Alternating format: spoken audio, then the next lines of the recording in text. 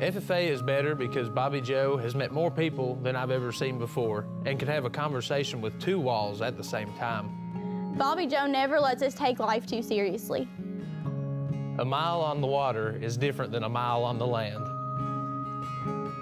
I'm not really sure what that means. If you didn't know, a mile on water is different than a mile on land, because you can get from point A to point B quicker because you cut out all the turns. Bobby Joe has this ability to connect and make everyone feel like they're number one. Especially at camp, he wasn't just a state officer, but he was everyone's best friend. Bobby Joe has made the team better because of his fun-loving personality that has given us both laughs and realizations. We were in Michigan and we were at a hotel, and to go to the pool, you had to go to the front desk to get a towel. And Bobby Joe needed a towel, so he goes to the front desk and asks the lady, "Ewan's got any towels?" Ewan's? Yuns. I'm really not sure how you spell that. Ewan's. Y-O-U-I-N-S? Y-O-O-N-S. Y-O-U-U-N-S. Yuns. So he says it again, "Ewan's got any towels?" Towels. And the lady still didn't know. So we basically had to translate for him what he needed. "Do you have any towels?" Luckily, he got his towel and was able to go to the swimming pool. I don't know how that's hard to understand.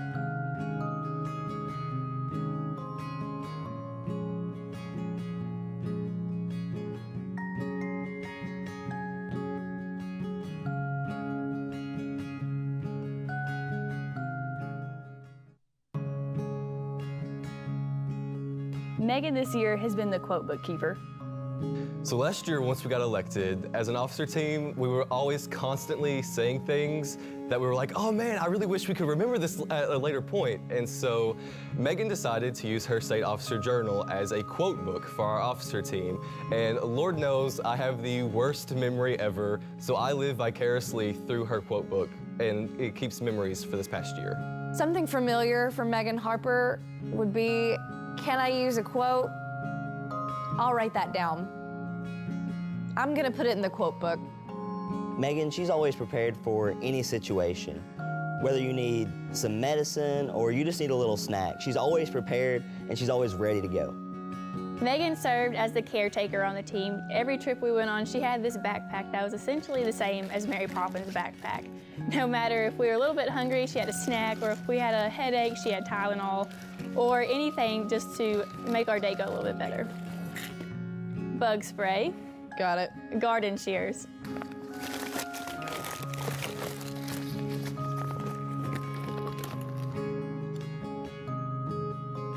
Rubber bands. Here they are. Here you go.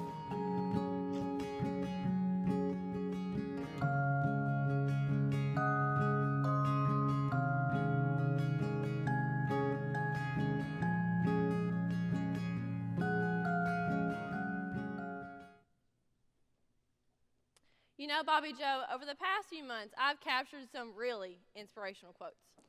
That's good, Megan. But I like to stick to some of the sayings I grew up hearing in Whitley County. Yeah, how do you come up with those anyways? Well, being from the foothills of the Appalachian Mountains, I've heard just about anything that you would like to hear. Well, that's very interesting, Bobby Joe. But does your whole family talk like you? Shoot, Megan. All of Whitley County talks like me. Now, that's enough about me. Some might call it crazy or even bizarre. Your whole obsession with quote booking, why is it that you have such a hobby anyways? Well, Bobby Joe, I've never really thought of it like that. My sophomore year of high school, I was diagnosed with migraine headaches. In the weeks and months that followed, I would have migraines 3 to 5 times a week, and I'd be laid in bed in complete darkness and silence so that I could bear the unmanageable pain. In the months and weeks that followed, I went to countless doctors, chiropractors, neurologists, you name the doctor, I went to them in an effort to solve the migraines. They put me on some pretty powerful medication. One day I raised my hand in Spanish class, and as clear as day, I asked, "What do you mean they walked on the bottom of their feet?" And that's when I knew I had a problem. My memory suffered as well. So the quote burns weren't really something that I just had to do. They were something I had to do for my migraines and for my health. So I started quote booking. I wrote down any kind of inspirational quote, comment, memorable moment, and always in your case, funny remarks so I can remember them for later. I quote book so that I can remember moments from my life and overcome my health issues. Well, I think we can all identify with our own struggles. But if I had to write down every inspirational and memorable quote that I heard, I would have written both my hands off. So, Megan, I'll just leave the writing to you, and I'll keep trying to fill your books. So since you got them sitting right there beside of you, you might as well let us hear some of them. All right, Bobby Joe, but I still need some more translations before tomorrow, so you give me your translation, okay? 10-4, good buddy. It's not until we are lost that we can truly find ourselves. That boy's lost his last year's Easter eggs. True joy comes from being content with oneself.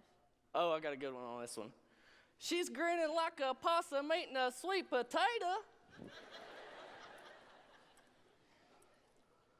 It's better to be thoughtful and remain silent than to open your mouth and remove all doubt.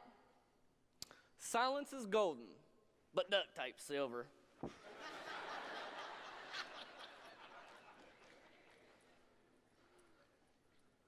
So do you have an Eastern Kentucky quote for every situation? Pretty much. What else you got? Well, what do you say when something unexpected happens? Well, butter my backside and call me a biscuit. All right, well, what about when you have good luck?